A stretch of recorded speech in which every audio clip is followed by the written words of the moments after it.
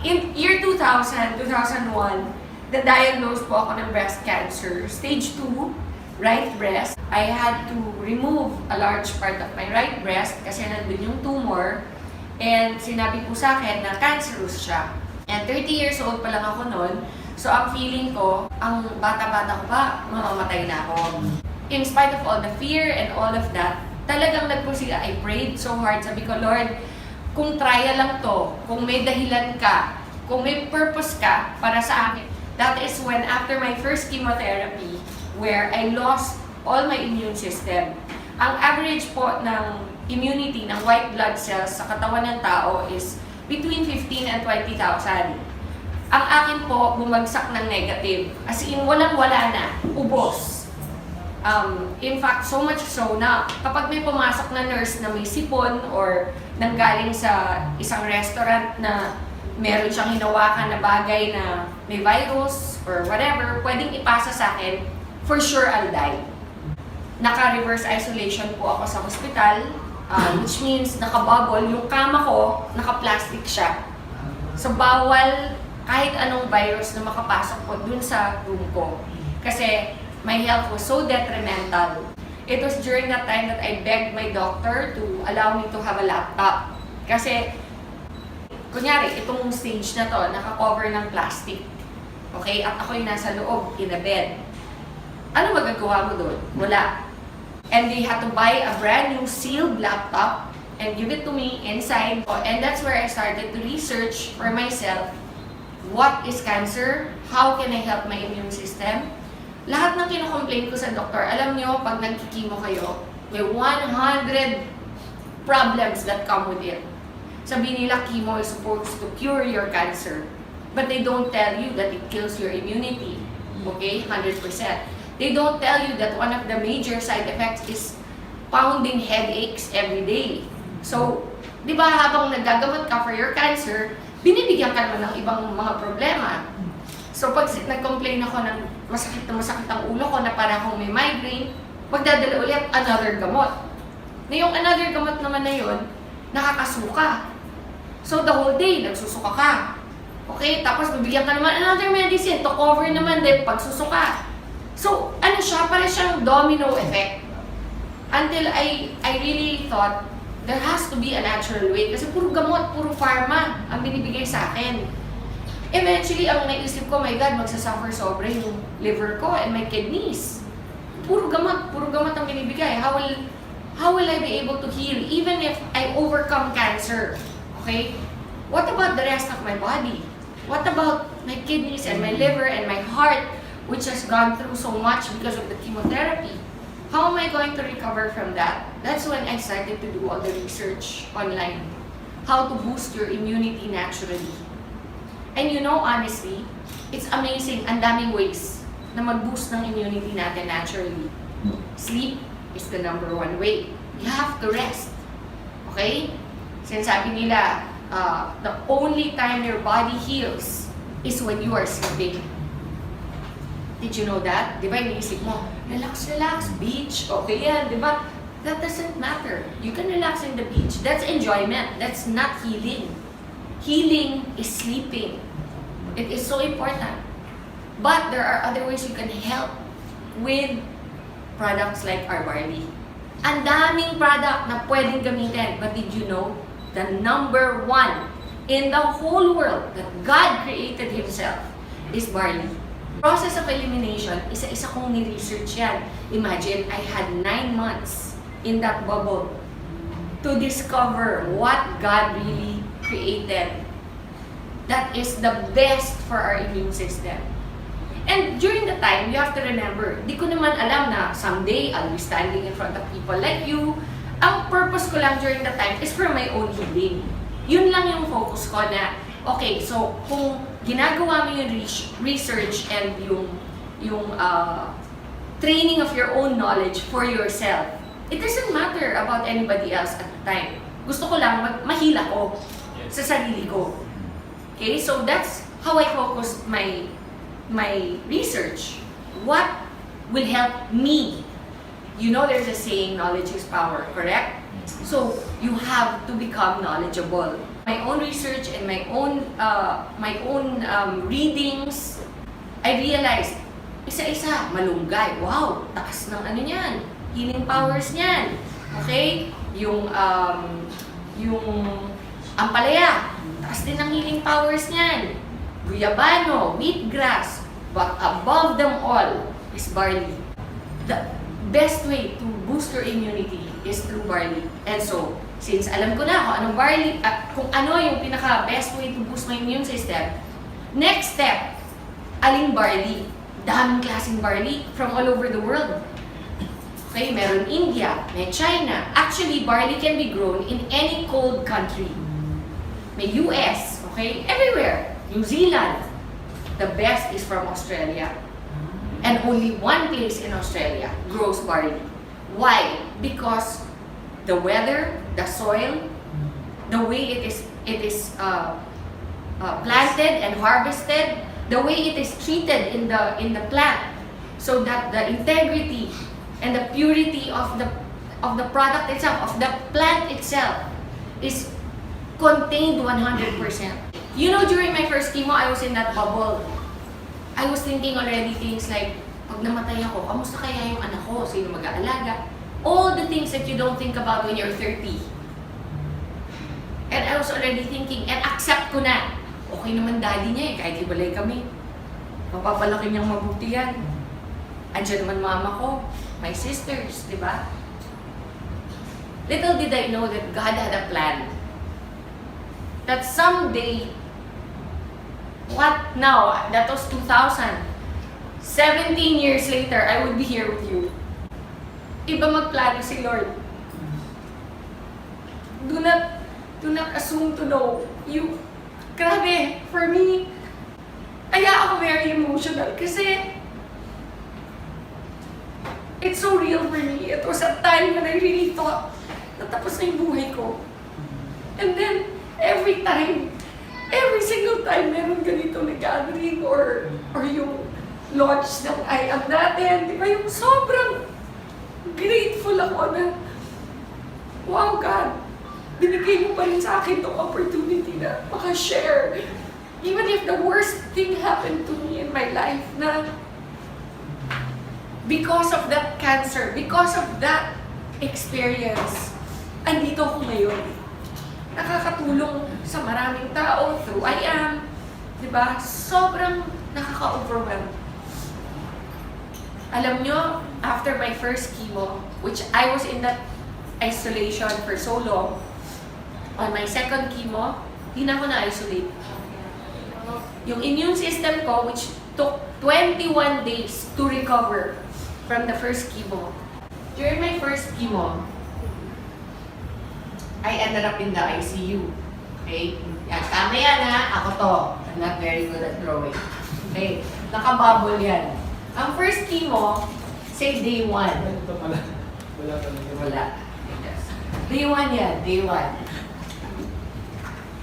First chemo. Ang treatment ko is 4 chemos, dapat. And then after the 4 chemos, 21 days of radiation therapy.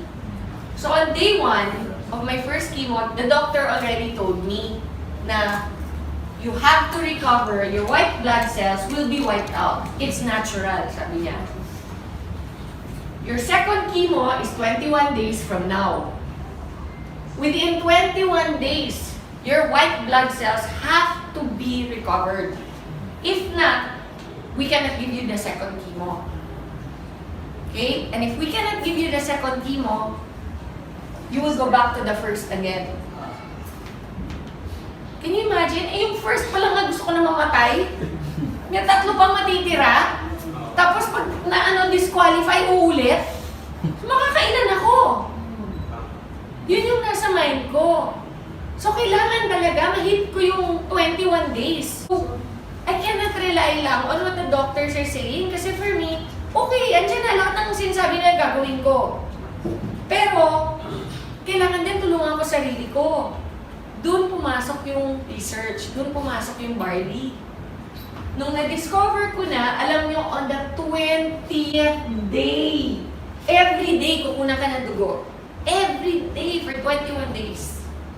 On the 20th day, sinabihan ako, You made it. We can give it to you tomorrow. Imagine, ka-recover ko lang today. Tomorrow, titirahin na naman ako. Alam mo, gusto mo sabihin, pwede time out kahit 1 week lang, please lang, para normal yung feeling ulit.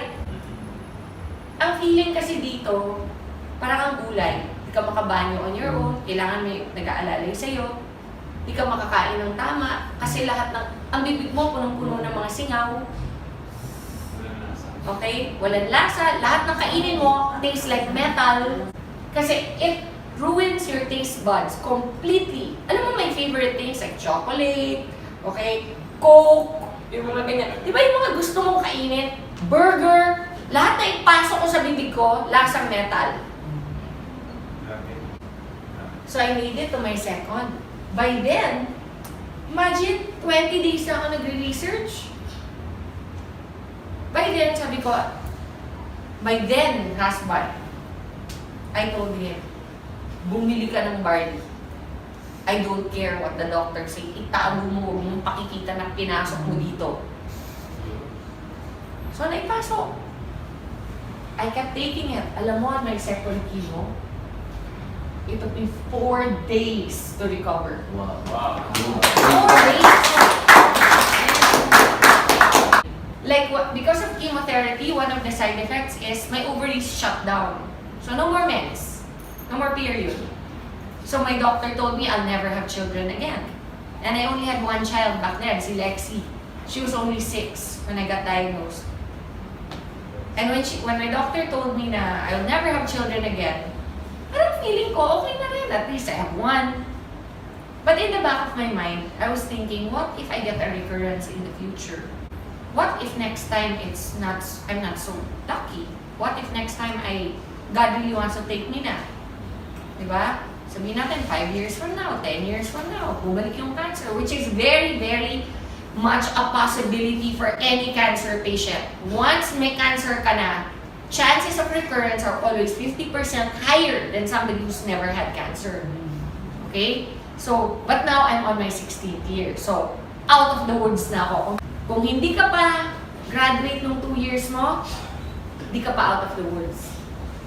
Pag nakagraduate ka ng 2 years, your next is 5 years. That's your goal. Pag nakagraduate ka ng 5, 10. Sometimes, even at 12 or 13, nagkaka-recurrence pa. Okay? So you are not out of the woods. For me, it's been 16 years. Wow. Plus, why do I know I am cured? Because my cancer, the one that I had, was called Rh positive. Rh positive is, it feeds on estrogen. Ang nagpapakain sa cancer ko is estrogen sa katawan. Eh di ba nagkaanak ako ulit? After 3 years, 3 years akong umiinom ng Barley from day 1. My period came back. But no matter what, if you're consistent and you drink it regularly, it will be fixed. During my pregnancy, all my doctors were going crazy. Nako, that's so dangerous. You have to have a medical abortion immediately. You have to do this, you have to do that. Nako, you cannot. You're a cancer survivor. Do you want to get cancer again? Because nga, when you get pregnant, what goes up in your system? Correct? When estrogen goes up, I'm feeding the cancer. So whatever is dormant, whatever is sleeping in my system will wake up again. And it will be fed. And I will get it again. Yun yung fear. Even my mom, iniiyakan ako. And you know now, my son is 12. And he's completely well. Alam mo, I only have one breast to breastfeed him. Because they had radiated my right breast. Eventually, I got pregnant 3 years after. I was already here. I was so excited, I called him. My oncologist in the States, I called him. Hirap pa get through. You know that oncologists in America are one of the richest because people get cancer all the time. Normally, they don't even know you. They don't remember your name, sa dami. Pero ako, natandaan niya kasi number 1, I'm not from there. I'm from the Philippines. Number 2, maganda ako eh. What can I say? Diba? I must have made an impression. Diba? Number 3, which is probably most likely the reason why he remembered me, I was his youngest patient. Okay. And I called him. When I called, I got his secretary, and the secretary said, "Oh, who is this, please?" Sabi ko, "This is Maritoni from the Philippines." "Oh, one moment, please." Ang bilis, sumagot yung doktor ko. Sabi ko, "Hi, Dr. Cooley, do you remember me?" Sabi niya, "How can I forget my beautiful patient?" Sabi niya, "What is something wrong? Are you having a recurrence?" Kasi normally, tatawag ka lang muna sa doktor mo kapag nagkaroon ka ng problema ulit, di ba? Sabi ko, "Oh, no, I'm perfectly fine, thank you very much. But I just wanted to call you because I remember how you told me I would never have a child again.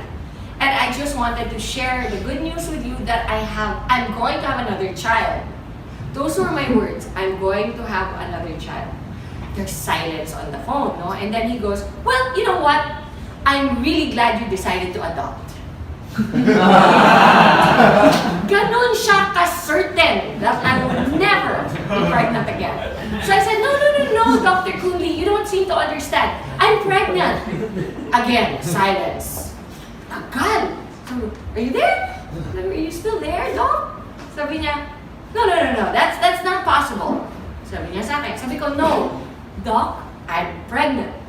And I'm gonna have a son." Kasi by that time, alam ko na, no, I was already mga 4 months pregnant. And he said, "Oh, no, wait, what did you do?" Sabi, "What did I do?" "Oh, I had sex."